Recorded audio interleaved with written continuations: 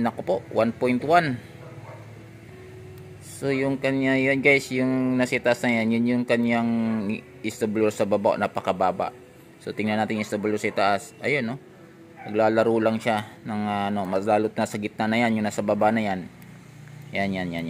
Check natin yung stabilizer. Yun nako, nakapaplat. Yun guys, yun ang kanyang mga tono malimit. Kaya pinakita namin sa inyo, baka mag-ano kayo. Yun. 3, 2, 1.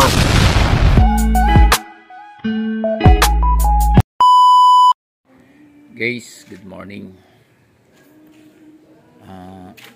Ito yung antena na ika nga yung aming ginagamit ngayon. So guys, mahaba talaga siya. So yung kanyang element is malaki ho talaga. Yeah boy. Yun. So naka-stack doon. So guys, ganito lang ho yan. Yung pinaka-process niya, yung proseso niya is ito, may huyag naman dito. Wow! So una guys, ito yung kanyang ika nga yung handle.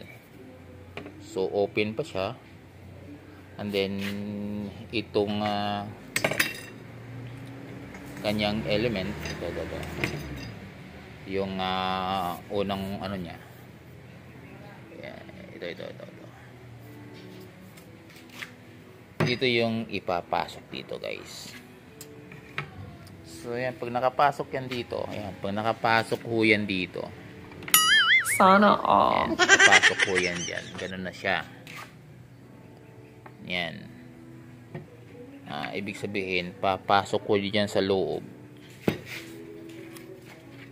Papasok siya sa loob para lock niya.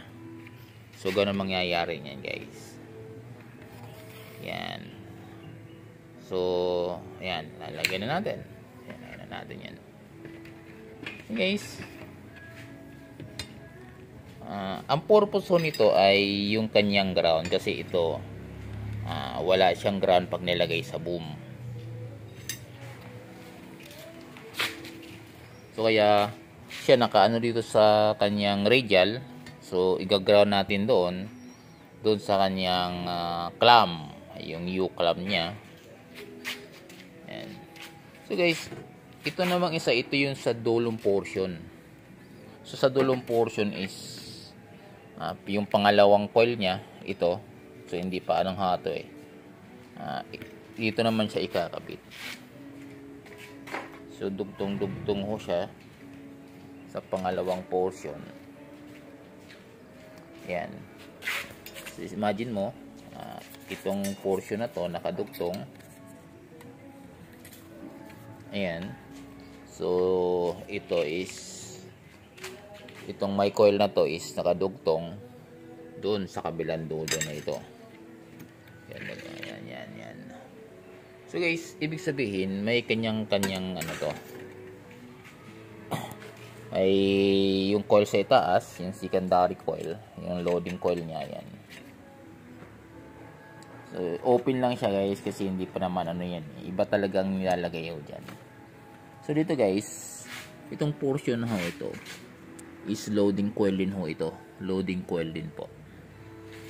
Yung loading coil dito is andito na to sa portion na to, umiikot. So bukod dyan, may sapin pa ho yan.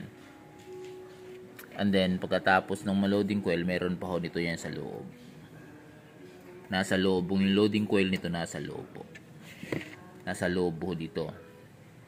So ibig sabihin, bukod na sa secondary yung loading coil niya, meron pa to. May coil pa ho to dito. So hindi pa wala akong coil dito eh. So may coil pa ho dito yan na para dito sa yung ating unang yung primary. So loading coil and then capacitor. May capacitor ito. So ito tatakpan. Guys. So ang lalabas yan guys is ganito.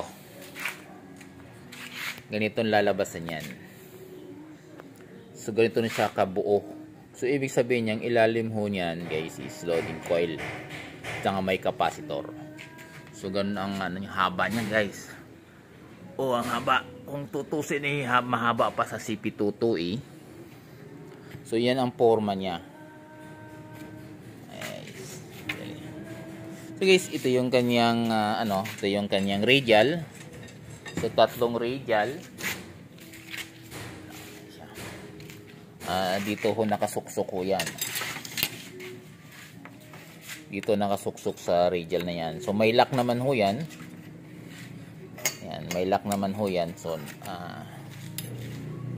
bukod dun sa may lock ho yan na nilalagay ho natin. Yan, ganyan ang style niyan. Nice. Yun. Galin natin, hindi pa natin bubuhin muna. So guys, ito nabubunot pa kasi hanggat hindi pa siya buo, hanggat wala pa siyang loading coil, hindi pa siya nakalak. Once na kasi nakalak ho yan dito sa ilalim, pag kumpleto na ho yan. So mahaba hong proseso nito guys bago mabuo. Hindi lang isang araw, magbubuo ka ng isa kasi magpapatigas ka pa. Guys, nang ginagamit namin yung marine epoxy dito na pag tumigas, isemento na. So ito mahaba to guys yan. So ito nakapasok pa dito, gaano katibay ho yan bago may loading coil pa ho rito.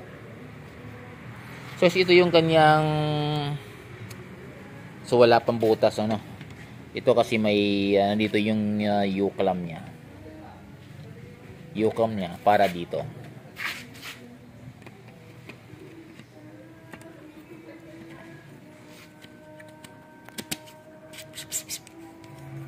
Yun guys, yun. Yan yung kanyang so makikita mo, ganyan. Yan yung U-clamp dyan. Paganda nito guys, kaya mo, di ba yung iba is may gitli ho rito para doon sa kanyang insakto. Paano guys kung tabingi yung tubo mo? Tabingi talaga siya. So ito, pwede mo siya ma-adjust kasi walang gitli. Kasi U-clamp na nagdadala dito. U-clamp lang ho. Yung U-clamp niya. Yun ang niya. So dalawa. So hindi mo basta-basta yung bakal na yan. Napakabigat niya, napakakapal. So may mga finished product dito. Bukod yung pula, may mga finished product tayo. Ready na ho ito. Bago gusto ninyo is mag-appeal po kayo sa akin. So meron tayo ditong mga stock. Yan. So ilan tong stock natin dito. Bukod pa dun sa gagawin natin na marami pa ho yan. So guys, meron tayong stock pa dito. Di bali 4 ho ito na stock po natin ngayon. Ayan o.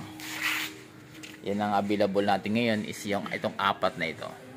So guys, ito yung antenna na hindi sorted ha. Hindi ho sorted ito. Capacitor type.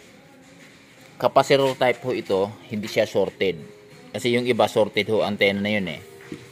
So ito is, ang binabasen ho kasi namin ito is receive. Para maganda receive niya. At saka lumawak yung kanyang frequency range. Kaya nilalagyan namin ng capacitor para hindi siya sorted type. At malawak yung kanyang frequency range. I think mga 136 to 142, aabot pa ng 150 MHz eh. Nakadepende lang ho. Kasi yung akin sa bahay is umaabot ng 150 MHz to 136. From 136 to 150 MHz. Yan o. So yung yun ang available natin ngayon. Mga ganitong klaseng antenna.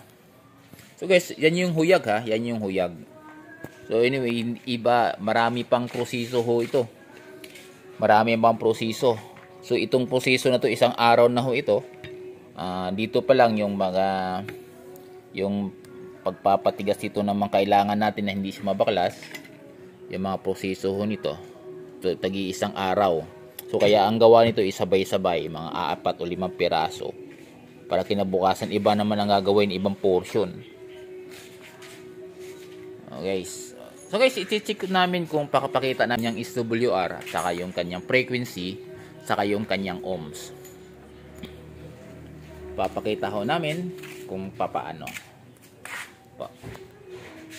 So guys, papakita ko, tenang to, ay yung kanyang BNA. So, may coax. At nalatag namin ng coax. Ayun. So ito yung coax niya. Guys, yung kanyang BNA 136 to Hindi, 143. ano nakalagay dito? Ayan, yun. 143 lang nilagay ko. 143 lang. Yun guys, yung nasa gitnang yan. So ito yung kanyang ito yung kanyang tawag nito? Kanyang range. So kanyang SWR. So itong nasa itaas, so ito yung kanyang ohms.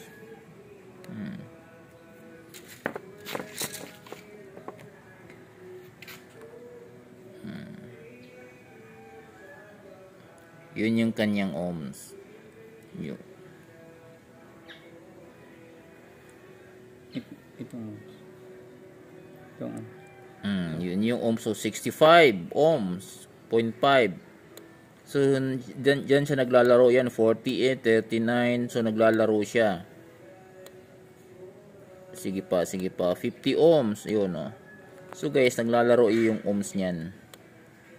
At depende sa frequency. So hindi siya tumataas, ibig sabihin maganda. Wag lang siya nga abot ng 75 ohms. So yung ohms niya is lagi dyan naglalaro sa mga 35 to 65.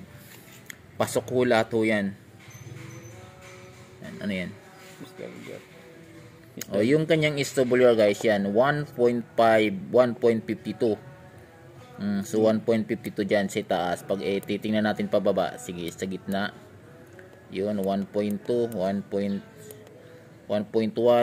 nagpa-flat na 1.1. So guys, ganyan yung kanyang SWR. Yung ganun siya kasi kaya ganun yung pag-ano namin para yung kanyang receive is maganda. Yan yun guys, may static pa yun, malapit sa mga nasa bubong. So hindi pa talaga masabi mo na ano, pero pag nasa taas na yan, iba na SWR niyan. Baka doon is 1.1 or sabi natin baka magpa-flat pa na sa taas niyan kasi yung aking nasa taas iba na SWR malimit siya flat. Ito yung nakakabit. Okay. May antena dito. Itong antena na SWR namin kasi para magbabago. Yun yung nasa taas na yan. Yun. So height yan is 30, 20. Nas 30 feet nga lang yan guys. Yan, no? So yan yung SWR natin ngayon para malaman ho natin. So guys, ito na yung coax niya galing sa taas. I-check natin yung yung kanyang SWR. Nako po, 1.1. So yung kanya yan guys, yung nasa taas na yan, yun yung kanyang SWR sa baba, napakababa. So tingnan natin yung SWR sa taas. Ayun, no? Naglalaro lang siya ng malalot na sa gitna na yan, yung nasa baba na yan.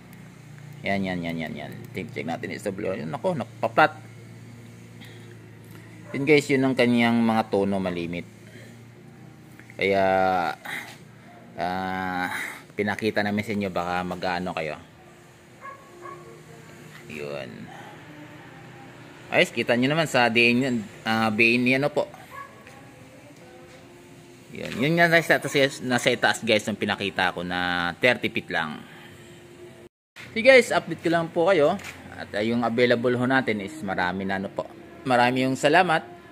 At hanggang dito na lang. Mag-avail kayo, tawag lang po kayo sa akin.